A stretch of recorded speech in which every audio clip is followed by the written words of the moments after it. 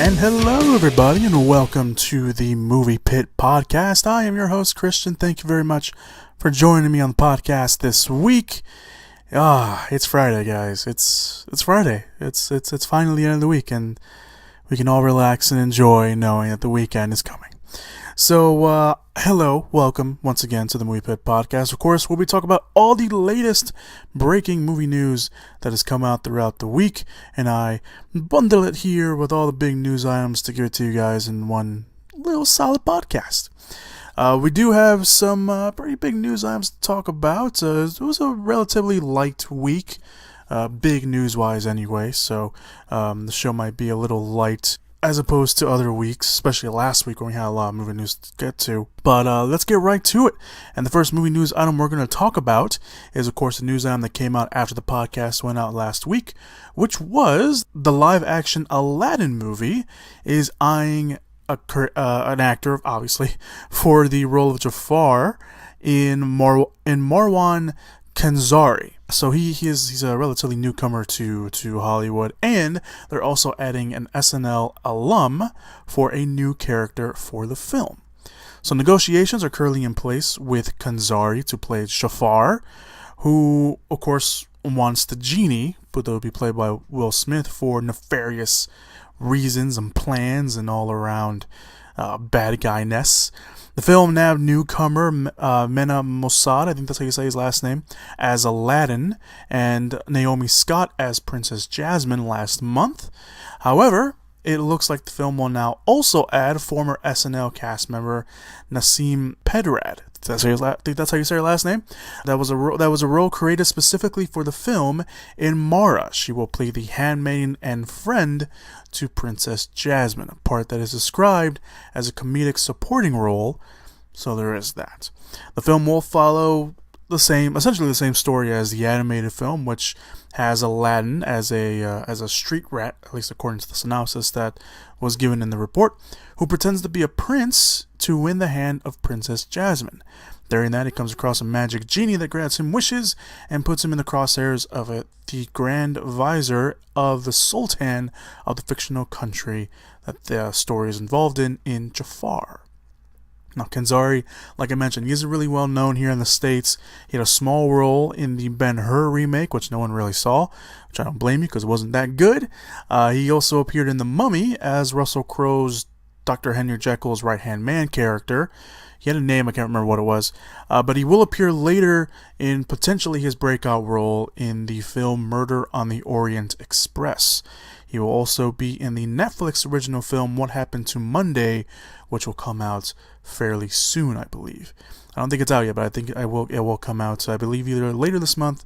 I mean, it already is later. It already is. We're already mid-August. But it will come out either later this month or at the beginning of September, from what I remember reading. The film will be directed by Guy Ritchie, who of course directed the Sherlock Holmes movies, the one with Robert Downey Jr., and the King Arthur Legend of the Sword that came out earlier this year. The film will be written by John August, who wrote Big Fish, and filming is expected to start soon, although there is no release date given at the moment. So there you go. We got Jafar now, and we'll see what other big news comes out from Aladdin. So let's move on to this week's news. And of course, as always, we always start off with trailer talk, where we talk about the big trailers of the week. We have two big trailers that came out this week. One of them was the new trailer for the Jacob Tremblay and Julia Roberts adaptation of Wonder. I know I'll never be an ordinary kid. Foggy? If they stare, let them stare. People don't like to touch me because they think I'm contagious. He's a freak. Never seen anything that ugly in my life. Could've let the world decide all of the things that I can or can't do. You are not ugly, and anyone who cares to know you will see that. What if I had taken all the things that broke me and made them my truth? You're gonna feel like you're all alone, Augie, but you're not. I'm wide awake now. I'm free of the doubt. Don't wanna look down. Not loving school either, huh? And if I fall out, I'll lay on the ground and look to the clouds. I don't like eating in front of people. What do you mean? I think I chew like some prehistoric swamp turtle. No joke. Me too.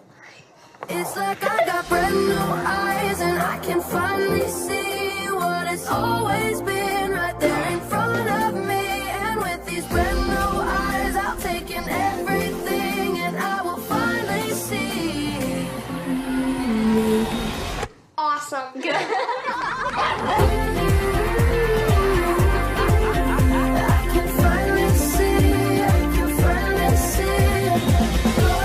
We all have marks on our face. This is the map that shows us where we're going. And this is the map that shows us where you've been. If you really want to see what people are, all you have to do is look. Based on R.J. Palacios' best-selling novel Wonder, the film will be directed by Steven Chbosky, who directed Perks of Being a Wallflower. I can't talk already. The film, like I mentioned, will star Jacob Tremblay from he played the little boy in Room, the one with Brie Larson. Not The Room, that's a completely different movie. But he stars as a young boy who is born with facial differences that until now have prevented him from going to a mainstream school. As he enters the 5th grade, he faces tremendous challenges, but also finds unlikely friends. The film, like I mentioned, also stars Julia Roberts, who plays his mother, Owen Wilson, who plays his father, and Mandy Patinkin is also in the film.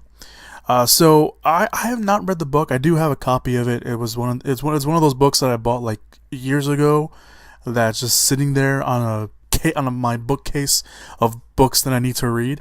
So it is up there.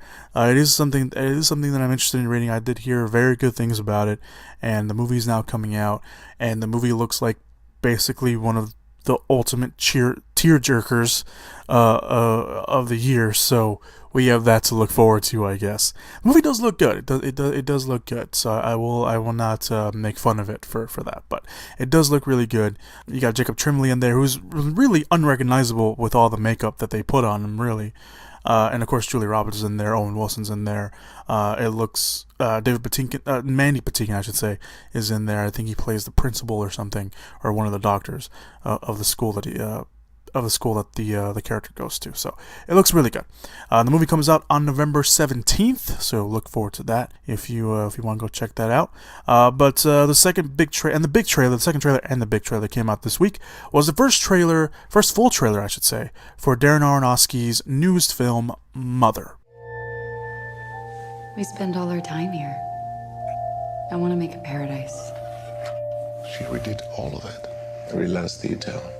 And she breathed life back into every room. Are you happy? I love you.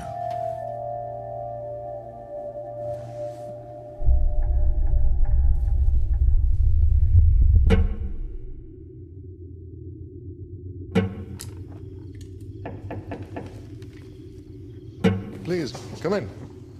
Hello. Hello. He's a stranger. We're just gonna let him sleep in our house. Hello. Hello. Did you know he had a wife?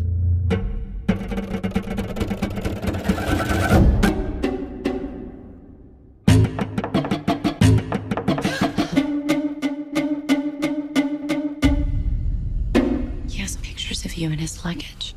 What were you doing in their luggage?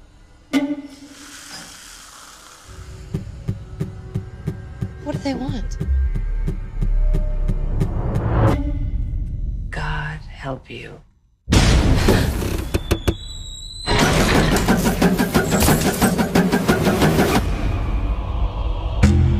They've come here to see me. Come quick! You're insane! You're insane! All I'm trying to do is bring life into this house. Open the door to new people, new ideas. I'm so sorry. Get out of my house! You give and you give and you give. It's just never enough. The film follows a couple played by Jennifer Lawrence and Javier Bardem whose lives are sent pretty much into a frenzy when uninvited guests arrive at their home. The film will also star Ed Harris, Michelle Pfeiffer, Domhnall Gleeson, Brian Gleeson, and Kristen Wiig, of course, amongst many others as well. The movie, when it was first announced, it was announced as this psychological thriller, almost in the vein of Black Swan in some regards. And watching this trailer particularly, you do get that sense. You do get that very Aronofsky sense of Black Swan and Requiem for a Dream, but it does look like the movie is kind of tilting a little bit also toward the horror genre. I mean, if you didn't know what this movie was about, if they took away who directed it and just who directed it and who produced it, and you didn't know who directed and produced it, I don't think you would guess Aronofsky. I mean, you would maybe guess Aronofsky, but I wouldn't have guessed Aronofsky. And it does look really, it looks like it's going to touch on a little bit for the horror genre fans. It does look like a very psychological thriller. There's a lot of interesting shots in there. It looks like at one point it looks like the room just changes completely. So it looks good. It does, but it looks also very interesting because even with the synopsis and even with the trailer, you don't know what the hell is going on. It almost kind of has this Rosemary's Baby kind of feel, in terms of we don't know what the hell is going on. There's this one point in the trailer where we see a bunch of people going to the house, and it looks almost very Rosemary's Baby-esque. So I don't know. We'll see. Aronofsky hasn't disappointed yet, so I'm not gonna say anything bad about it. It looks good. The cast looks great, and the trailer looks good. So I'm gonna go watch. And Mother will be released on September 15th, so we don't have to wait too long for that one. Alright, so let's get to the movie news items of the week. These first two are just going to glide right through. Avengers 4 has started filming. That's it. That's just that movie news item. Avengers 4 has started filming. I forgot which one of the Russo brothers tweeted out a picture, but it was basically just, the four. It was the four fingers where they were wearing a glove and they had the four sticking out, signifying that they were going to start filming. That they already started filming Avengers 4. So there you go for that. We also got our first looks. I said looks because there's two different pictures of Josh Brolin's Cable in Deadpool 2. And he looks absolutely badass. I don't really talk about pictures too much in the podcast because it is hard to talk about a picture. And if you haven't seen the pictures, then it's really kind of hard to have a conversation. And I don't have anyone here with me to talk about it. So, but the pictures look pretty damn good. Josh Brolin is a pretty great looking Cable. So the pictures will be linked. I'll have a link down there in the description / show notes area, so you guys can go check it out. And of course, people have already speculated. He has a teddy bear, and people are speculating what the teddy bear means. So we'll see. We'll see what happens. But going a little bit off Josh Brolin, the next movie news item. I'm not gonna go way too into it. I just want to mention it because I found it funny. Josh Brolin apparently turned down a role in Avatar 2, and apparently director James Cameron was not too happy about it. So we don't know what the role was, but Cameron obviously offered Josh Brolin a role, and he said no. And Cameron apparently went around Hollywood bad-mouthing Brolin, which eventually got back to Brolin, and Brolin was doing this interview and saying that, Cameron was saying this and that, and he said, and basically Brolin was like, I don't care. So it's interesting because it's like, yeah, I don't want to be in your movie, and Cameron apparently took it personally and was like, well, fuck this guy, I'm gonna go badmouth him all over town, and it didn't really work out too well. So that's I don't know, that's kind of interesting. I mean, I don't blame Brolin for turning down Avatar. I mean, he's got Avengers, and he's got Cable, and if things turn out well, he'll probably be playing Cable for a while, especially if they're doing the X-Force movie, which the character of Cable is part of. It's another mutant team in the X-Men universe, for those of you guys who don't know what X-Force is. But yeah, I mean, I just found that when I read that, I thought it was fake, to be honest with you. I thought it was just one of those news items where it's like, and then I kept seeing it pop up everywhere, and I was like, oh wow, this is actually real. So I just wanted to mention it because I just thought it was funny. But it does segue into our next news item, since we're talking about James Cameron and we're talking about Avatar 2. James Cameron has revealed the villain for the next 4 Avatar films. and they are someone that we know very well. With Avatar 2 set to hit theaters on December 18th, 2020, yes, you heard me, 2020, it will be a while before we actually see or hear anything story-wise. However, of course, that is not stopping director and writer James Cameron from talking, I should say, about his passion project. And the latest is who the villain will be in the franchise. And unlike other sequels, that change the villain every once in a while, for the most part, Avatar will keep the same villain from the first film, Stephen Lang's Colonel Quaritch. So speaking with Empire, Cameron said that the Avatar sequel will mainly feature the same characters from the original film, but that Stephen Lang will also return. I'm not going to read his whole quote because I pretty much just summarized what the quote was in that sentence I just said. But this leads to a lot of questions. We're gonna have to wait to see exactly how Lang's character is coming back, considering how the character ended up in the first film. Dead, by the way. I was gonna say spoiler warning, but he's dead. The movie made a crap ton of money. If you haven't seen Avatar, you probably read about it, or you probably know people who've seen it. The movie's old, and it's made a crap ton of money. So there's a good chance that if you're listening to this podcast, you've probably seen Avatar. So his character dies. I don't know how they're gonna bring him back. I really, really don't know how they're gonna bring him back. But Stephen Lang, whenever he's on the screen, on the big screen, I'm down with it. He is a great actor. He always brings this intensity to whatever role he's in. If you haven't seen Don't Breathe, I highly recommend you watch that. He plays kind of the villain, or depending on how you want to look at it, but he is essentially the villain in the movie.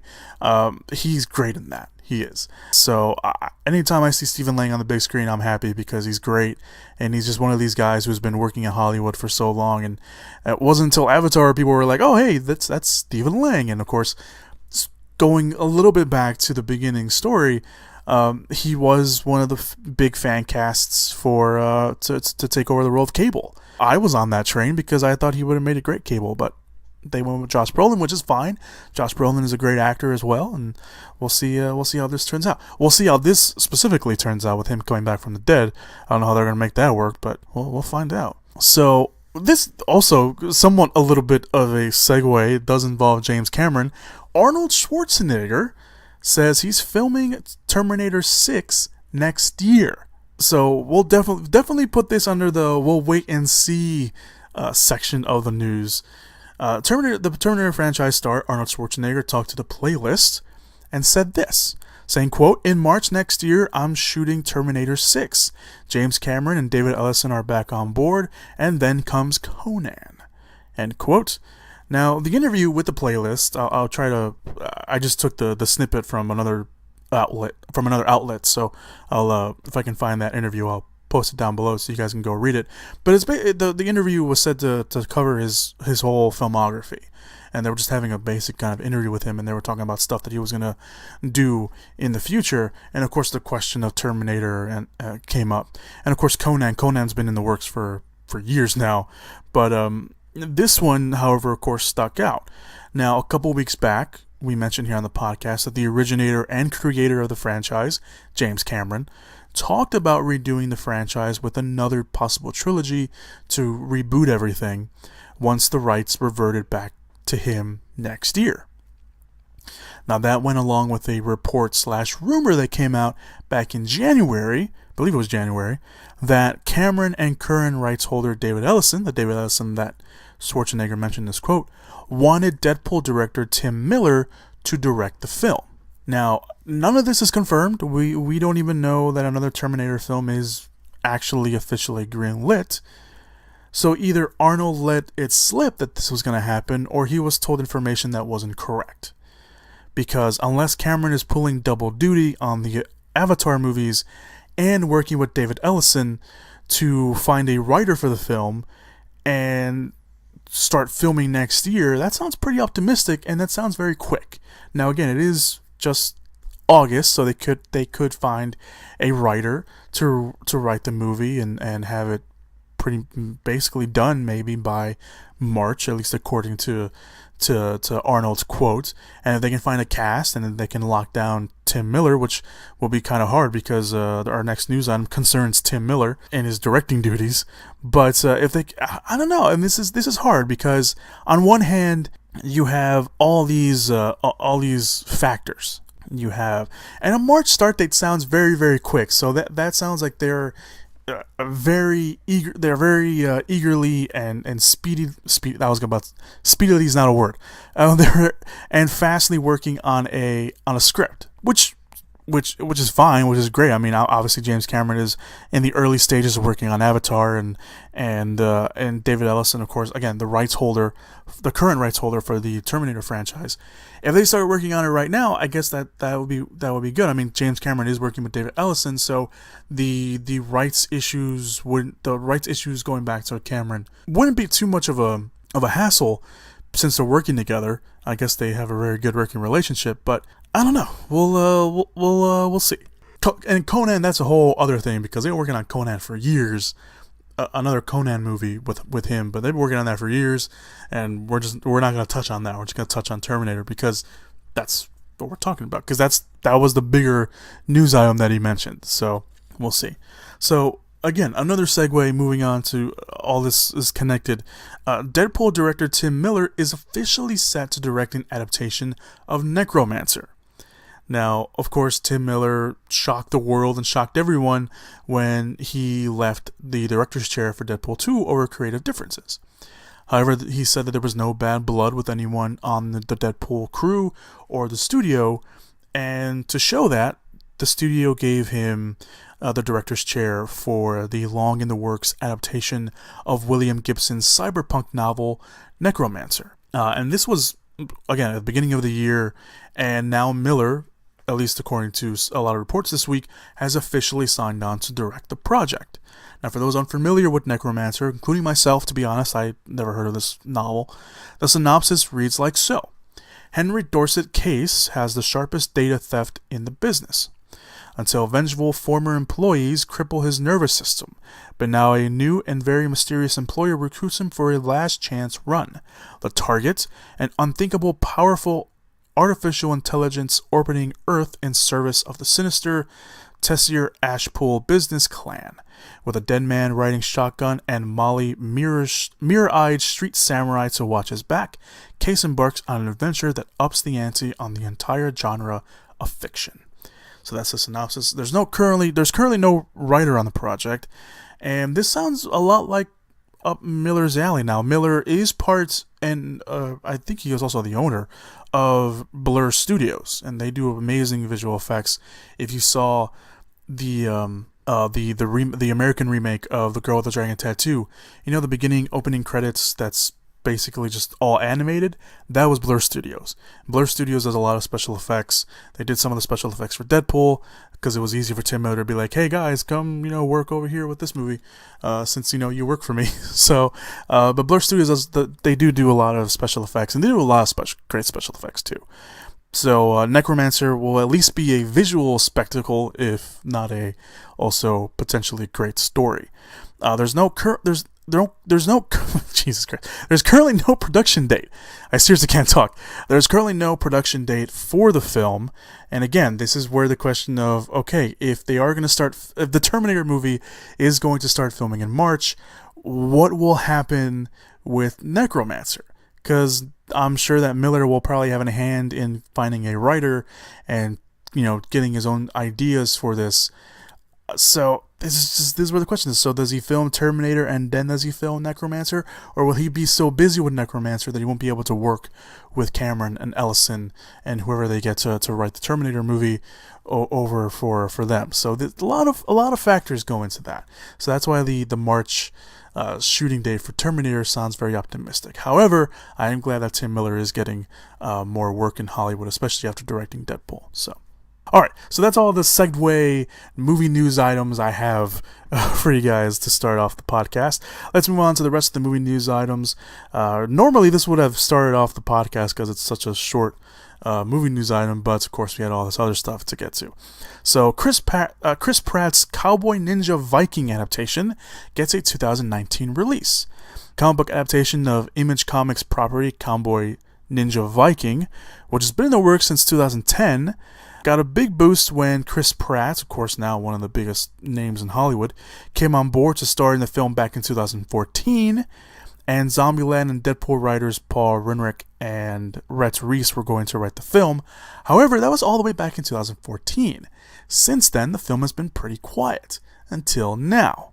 For those unfamiliar with the comic, and again, I say myself, it revolves around a group of patients diagnosed with multiple personality disorder who were recruited into a counterintelligence unit designated as triplets, owning to the three personalities trapped within their minds.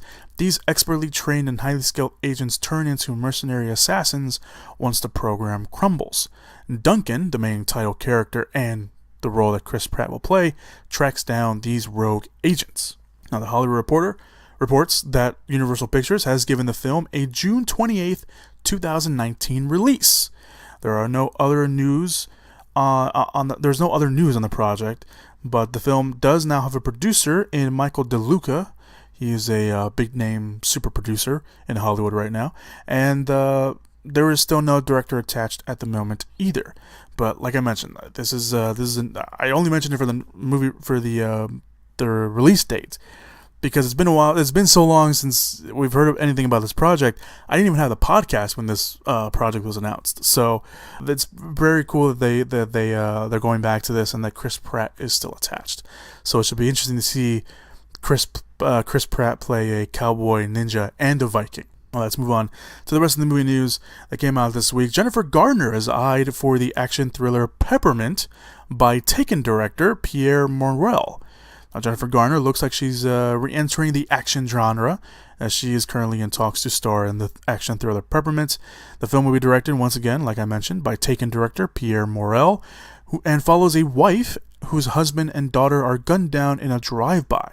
When she wakes up from a coma, she spends years training to become a lethal killing machine.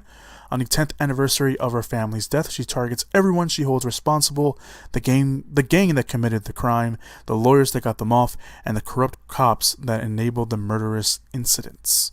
The film does currently have a script by Chad St. John. His last film that he wrote was London Has Fallen. And it also seems like it's going to go through a studio change at the moment.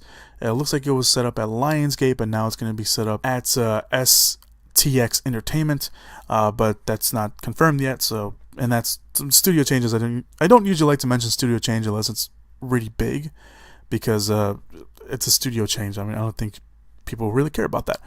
So as for the idea, it sounds pretty interesting. It sounds pretty cool, and of course it will bring Jennifer Garner back to the action genre. Of course, she played Elektra in the very forgettable solo Elektra film, and in Daredevil, and she was in Alias, the hit ABC series Alias. So it all comes down to the execution of everything, but it sounds pretty interesting. There's no production date announced for the project just yet, so there you go on that. Moving on, James Wan has given some updates on The Conjuring 3 and The Conjuring 2's spin-off film, The Crooked Man. With Annabelle creation set to come out this weekend, I should say, which I highly recommend because I saw it, and I'll talk more about that when we get to this week's releases. Producer of the Conjuring universe and spin-offs, Annabelle creation included, James Wan spoke with Entertainment Weekly to give an update on the Conjuring universe films The Conjuring 3 and The Crooked Man. Speaking on The Crooked Man first, which is a spin-off of The Conjuring 2, he said this, saying, "We think we have a really exciting story. What we want to do with the Conjuring universe is we want each of our little offshoots to have a very different flavor. For example, Annabelle is a classic sort of a haunted doll subgenre, and with The Crooked Man, I would love to push it more down somewhat of that dark fairy tale and more whimsical subgenre. I love the idea that within the Conjuring universe, each of our little movies all have their own flavor so that we don't feel like it's the same films." Which is very, very cool. As for The Conjuring 3, Wan won't direct the film, but he will produce it. And he said this, saying, "We're working very hard on The Conjuring 3. Of course, that is something that I am not neglecting, so we're in the mindset of working on the script and still hashing it out. We want to make sure that the script is in a really good place with how much people have loved the first two Conjurings. I don't want to rush in to the third one if possible. It's a very good mindset. So it does look like the spin-off films are currently taking the spotlight from the Conjuring universe, which is a good thing. Annabelle Creation, like I mentioned, comes out today and this weekend. The Nun, which is the next spin-off movie, has already done filming and it will come out sometime next year. I know it has a release date, but I just don't remember it. But it will be coming out next year. And The Nun is hinted at in the Conjuring creation, or in Annabelle Creation, I should say. And of course, like I mentioned, we have The Conjuring 3 and The Crooked Man set to be released as well. I don't mind waiting for The Conjuring 3. I'm one of those people that love the first two Conjuring movies, and I love what James Wan has done. Obviously, he's not coming back to direct this one, which is a bit of a shame, but he is staying on. He is very hands-on producer, so there is that, and I hope they find someone who will keep the same spirit of James Wan but do their own thing. Personally, if I had to put someone's name in the hat and in the ring, I would pick David F. Sandberg, who directed Annabelle Creation, and he also directed Lights Out, which James Wan produced. So they have a very good working relationship. I wouldn't mind seeing him take the director's chair from James Wan, but that's just me personally. And as for the Crooked Man design was really cool in The Conjuring 2, and it is a real thing. It wasn't something that was created for the movie. It is a real thing that people. It's like this little nursery rhyme. So seeing that come to the screen and come to the big life and doing something with it, I think is going to be kind of cool. So we'll see what happens. We'll see what happens. So little updates on that, which is always fun to hear. All right, let's move on to Milla Jovovich, or Jovovich, however you want to pronounce her name, is eyed for the Hellboy reboot. Why did I have a hard time saying that? As the villain. So production on the reboot of Hellboy, aiming to start potentially next month, at least according to early sources. It's no shock that we'd be hearing a lot more casting updates on the project. We already know that Neil Marshall, who directed Dog Soldiers and The Descent, will direct the film. He will also co-write the film with Hellboy comic creator Mike Mignola and a few others as well, Andrew Crosby and Christopher Golden, if you want to know their names. The film will also star David Harbour, who was a sheriff on Stranger Things. He will be playing Hellboy. And last week it was announced that Ian McShane will be playing Professor Broom, the mentor of Hellboy. Now we have some news on who will be playing the villain. So Deadline reports that Milla Jovovich is in final talks to play the villain of the movie, which we assume from the working title Hellboy Rise of the Blood Queen is probably going to be the Blood Queen. Jovovich is, of course, known recently for playing Alice in the Resident Evil franchise, and she hasn't really played a lot of villains in her career. She was the villain in the very forgotten The Three Musketeers movie that was directed by Paul W.S. Anderson, where she played the second villain of the movie. The movie wasn't really that good, and if you watched it and you're like, oh, that's right, I watched it. Yeah, exactly. That's how forgettable The Three Musketeers is. It had its moments, but it wasn't that great. I believe she played the villain also. I think she was also the villain in Zoolander. I think she was the villain in Zoolander in the first one. I think she was Will Ferrell's. I forgot his name already. I forgot his name in the movie. How did I forget his name in the movie? Anyway, I think she was the right hand man, or the right hand woman, I should say. But yeah, she hasn't really played a lot of villains in her career, so this should be a nice change of pace for her, and a pretty solid choice, to be honest, because she can do her own stunts, so she'll be able to do that. Of course, she has to officially sign on first. She's only in talks at the moment. Hellboy Rise of the Blood Queen is the working title because there was a news item that came out this week that says that Rise of the Blood Queen will not be the official title, and instead the movie will just be called Hellboy. Now, Hellboy Rise of the Blood Queen was a working title. It was said from the very beginning that was a working title and it could change. So calling the movie just Hellboy I don't know if that will confuse fans, because obviously that's what Guillermo del Toro's movie was called, but maybe simpler is better. Who knows? Well, we'll see. I don't mind the title change. It's if they just call it Hellboy, fine. If they ended up giving another subtitle later, that's also fine. But right now, apparently, it is simply just called, once again, Hellboy. But yeah, the movie is set to be aiming for a rated R. Neil Marshall has talked about this. He's not aiming for a rated R. If it happens to be rated R, then it will be rated R. It will be a more darker tale. It will not be CGI heavy. They will use as many practical effects as they possibly can. So there is that. They are currently filming. There is no release date, but if they are going to start filming this year, we could potentially be looking at a late 2018 release or a release sometime in 2019. So there you go. And finally, the last news item of the day, at least the time of this recording, Riz Ahmed is in talks to join Venom. Now, Riz Ahmed, his star has been on the rise pretty much the last 2 years, starting with Nightcrawler with Jake Gyllenhaal. Of course, he was last seen in Rogue One. He played the defector that helps them. He was also in the I believe it was the HBO or Showtime show The Night Of. I forgot which one. I think it was HBO. The Night Of. So he was in that. That was greatly talked about, and he's been in a bunch of other stuff as well. But he's now in talks to join Sony Pictures' Spider-Man spin-off Venom. The movie will be directed by Ruben Fleischer, who of course directed Zombieland. He's directing the film, and Tom Hardy is set to star as the lead character of Eddie Brock, who of course gets infected by an alien symbiote after Peter Parker / Spider-Man manages to fight it off. At least that's the story in the comics. Who knows how they're going to approach it here within this movie. Ahmed's role in the film is unknown at this point, but multiple reports do note that the character is someone from the comics. Of course, many people are jumping on the bandwagon that it is that he's going to be playing Carnage, the villain of the movie. And Carnage, of course, is another fan favorite villain character. And if Ahmed does end up playing Carnage, I'd be okay with that. He's got the talent to do it. If he does end up playing Carnage, then I'm okay with that. If he doesn't, if he ends up playing someone else, I'm okay with that too. I don't know who else he could potentially play, but everyone's of course pointing at the Carnage role. So if that's who he ends up playing, then that's who he ends up playing. We don't know too much about the film other than it will not be connected to the new Spider-Man universe, at least directly, according to producer on the new Spider-Man movies and former Sony head Amy Pascal. Venom will be a standalone movie, although it will be an adjunct to the current Spider-Man universe that they've created. I don't know. So Venom currently does have a script by Scott Rosenberg and Jeff Pinkner. They have written. They are both. They both work on the CBS show Zoo. Rosenberg has written Con Air and the upcoming Jumanji, Welcome to the Jungle movie, and Pinkner has worked on The Amazing Spider-Man 2 and The Dark Tower. So, filming is expected to start sometime this fall, and Venom does currently have a release date of October 5th, 2018.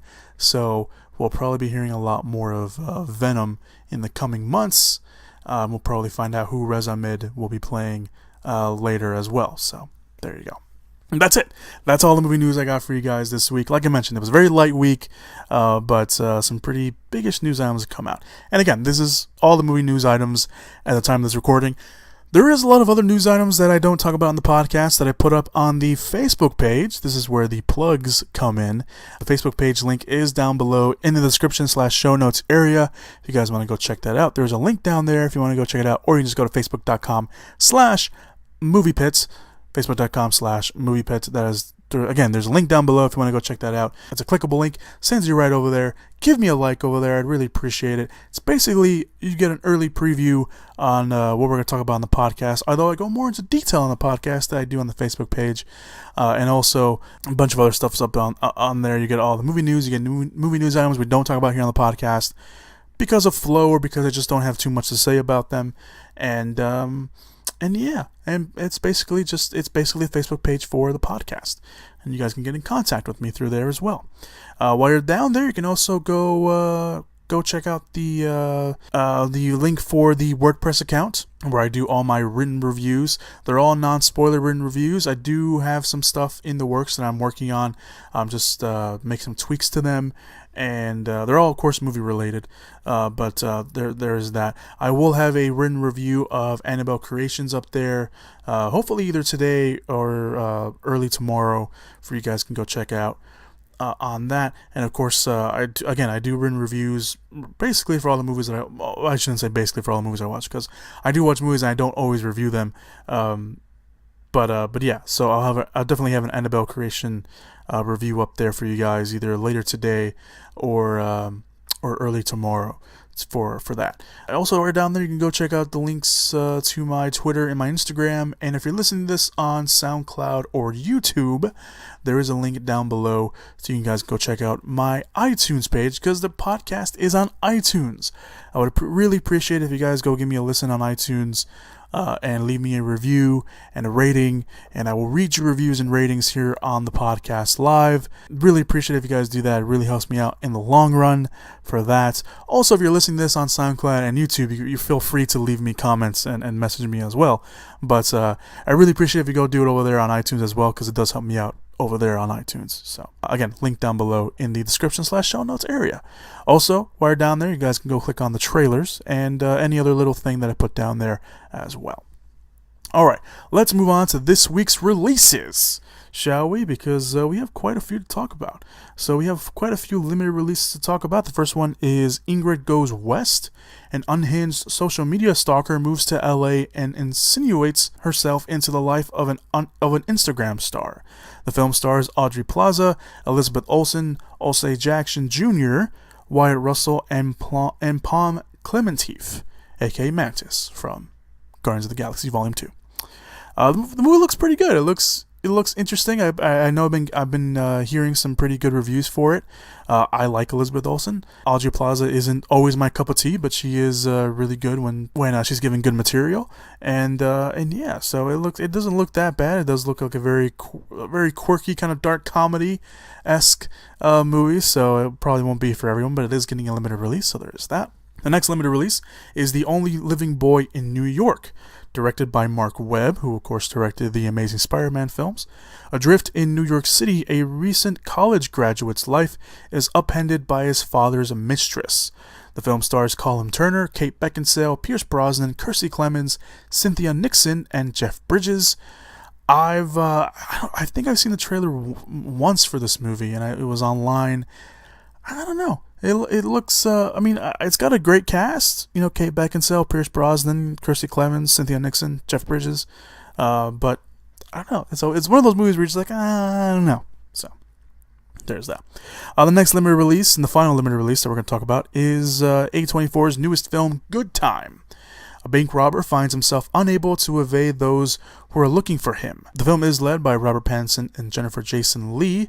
The movie, I've seen the trailer a couple times now, and it is Robert Pattinson. I know Robert Pattinson has this stigma to his name because of the Twilight movies.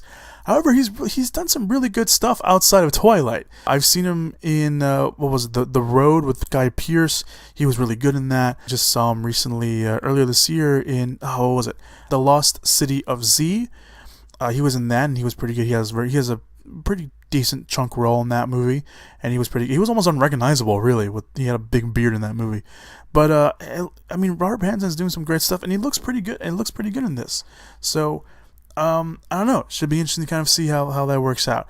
The movie does look a little. It looks a little weird. It's A24, so their movies do have this very art house quality to them, but they're always very good. So it's very hard to not like or root for an A24 movie that's not going to be good, because their movies do tend to be very good. So all right, so that's Good Time. We do have an expansion release for Wind River. We talked about it last week. It's the new movie with Jeremy Renner and Elizabeth Olsen, written and directed by Taylor Sheridan, who is making his directorial debut. He has written films like Sicario and Hell or High Water. It's his directorial debut, and it's been getting a lot of great reviews. So that's getting an expansion release this week, so you guys can go check that out. The other wide releases this week, or the new wide releases this week, the first one is The Glass Castle, based on the memoir of the same name, The Glass Castle. A young girl comes of age in a dysfunctional family of nonconformist nomads, with a mother who is an electric artist, and I think I said that word wrong, and an alcoholic father who would stir his children's imagination with hope as a distraction to their poverty. The cast includes Brie Larson, Woody Harrelson, Sarah Snook, Max Greenfield, and Naomi Watts. This movie looks pretty good. It looks like it's gonna be one of those movies where you're probably not gonna be happy throughout the movie. It does look like one of those movies there's just gonna be a bunch of people yelling at each other. So that's not really a good time, but at least you'll get a good dramatic performance by these by all these actors. So there's the Glass Castle. The next wide release, I should say, is The Nut Job 2: Nutty by Nature. Following the events of the first film, Surly and his friends must stop Oakton City Mayor from destroying their home and make way for a dysfunctional amusement park. The voice cast includes Will Arnett, Katherine Heigl, Maya Rudolph, Isabel Morner, Bobby Minahan, Gabriel Iglesias, Jeff Dunham, Peter Stormare, and Jackie Chan. Do you remember the first Nut Job movie? Because I don't. I don't think I saw the first Nut Job movie. I don't even remember the Nut Job, and I don't even think this. I don't know. This movie's also been moved around a lot. It was supposed to come out. I think it was supposed to come out at the beginning of the year, and then they moved it to the end of the summer for some reason. I don't know why, but yeah, they moved it now. I don't know. I haven't seen any promotion for it. To be honest, I haven't seen any promotion on TV. Maybe I'm just not watching the right channels, because I'm sure if you watch like Cartoon Network or Disney Channel or Nickelodeon, then I'm pretty sure the trailer's all over the place. But I haven't seen any promotion for this movie. I've seen a bunch of stand-ins at the movie theater for this movie, but I haven't seen any really sort of trailers for it. I don't know. So that's coming out. But of course, the big wide release this week is Annabelle Creation, directed by David F. Sandberg, and a prequel to the Annabelle and pretty much essentially The Conjuring. Several years after the tragic death of their little girl, a doll maker and his wife welcome a nun and several girls from a shuttered orphanage into their home, soon becoming the target of the doll maker's possessed creation, Annabelle. The film stars pretty much a young cast, but the main stars in the film are Talithia Bateman, Lulu Wilson, Stephanie Sigmund, Anthony LaPaglia, and Miranda Otto. I was very lucky enough to get an early free advanced screening. Early advanced, yeah, it's pretty much the same thing. But advanced free screening of Annabelle Creation earlier this month, at the beginning of the month actually, and I really, really liked it. It was really, really good. I've never been that scared watching a horror movie. I've never been that scared watching a horror movie in a while in the movie theater. So that says a lot. And I thought the first Annabelle was okay. I didn't think it was anything special. But this one blows it out of the water. This one ups the ante to like 1,000, 9,000. 9,000! It's really good, and it's nonstop too. It's literally nonstop scares from beginning to end, because it's just one of those movies where it's like, oh, this is very quiet. Like, it starts off with, showing the doll maker and showing the accident, and then it just hits you, and it's like, oh man, this is depressing. And then later on, we get the orphanage coming in, and it's literally like maybe like 20-25 minutes of like peace, and then the rest of the movie is like you're on the edge of your seat, you're holding on to yourself, you don't want to scream out loud, and it's a non-stop just horror thrill ride. And I have nothing but great things to say about Annabelle Creation, to be honest. I was scared. I was scared. I mean, I was horrified watching this movie. I'm not gonna lie. It's really good. It really is. It is so much better than the first Annabelle movie. It is a great addition to the Conjuring universe filmography. It's a great movie overall, and I highly recommend you go watch it on the big screen. There is a post-credit scene, and apparently there is a after-credit scene. I didn't realize there was an after-credit scene. I just thought that there was one post-credit scene during our screening, and then because there was a guy there who's like, keep your cell phones off, especially during the credits. I'm like, oh, I guess there's something during the credits, and we just assumed there was a post-credit scene because there's one little post-credit scene, and then the credits, keep going. But apparently there's something else at the very end of the credits, so we want to stick around for that. I read what it was, and I was kind of disappointed because I would love to see that on the big screen. Maybe I'll go again to be scared crapless again. But yeah, I highly recommend you go watch Annabelle Creation. I may actually go watch Annabelle Creation again. I actually might go pay for it because it deserves my money. And it deserves your money as well. If I have to give it a rating, again, I'm working on my written review. I did give it a rating already in my review, but it is 4.5 out of 5 for me. It is really, really good. It is a great movie. And if you watch the first Annabelle, and if you watch the Conjuring movies, that may help you out a little bit watching this as well. So, yeah, I really liked it. It was really good. I highly recommend you go watch it. I think I'm gonna go watch it again. I'm gonna go watch it with a bunch of friends so they can be scared shitless too. So yeah, those are your movies for the week. Annabelle Creation. I keep wanting to say Conjuring Creation. Annabelle Creation, The Glass Castle, The Nut Job 2, Nutty by Nature, Wind River, and your limited releases are Ingrid Goes West, The Only Boy Living in New York, and Good Time. Alright, so let's move on to this week's box office predictions. I was wrong last week on the box office. I was wrong, and I'm disappointed that I was wrong, because I've been hearing nothing but good things about one certain movie that didn't even crack the top 5. So my picks last week, I thought Detroit was going to be a heavy hitter at the box office. It was not.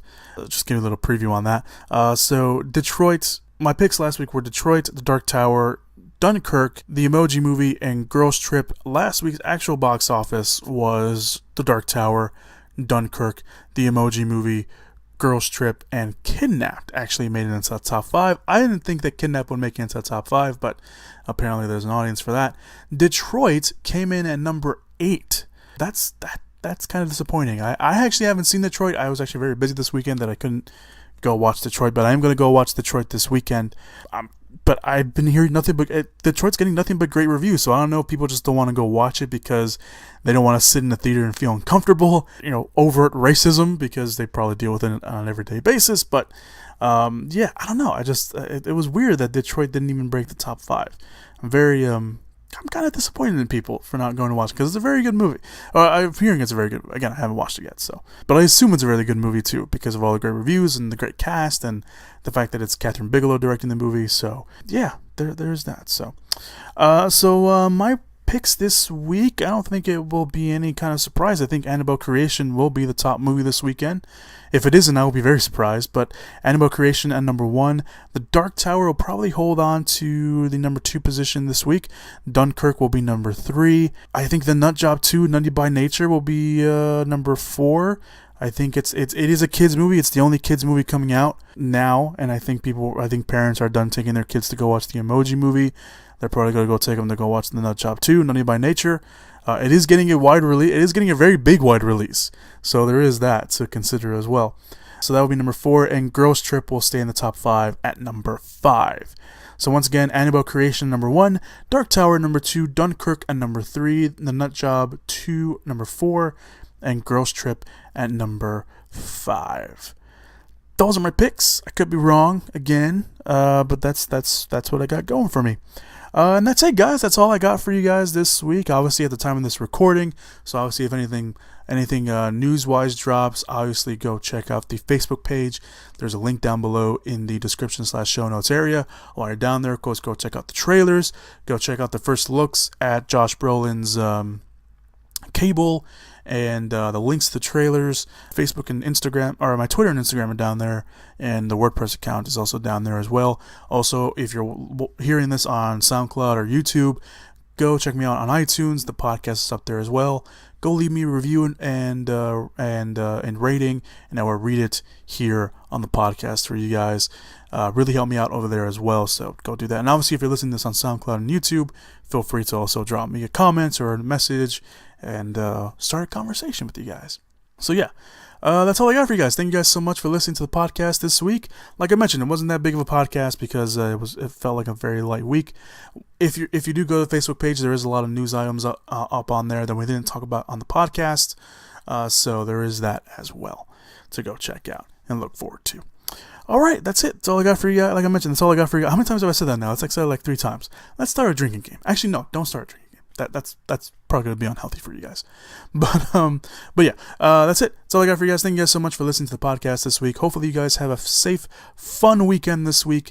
And as always, go watch some movies. Whoop whoop! Yeah!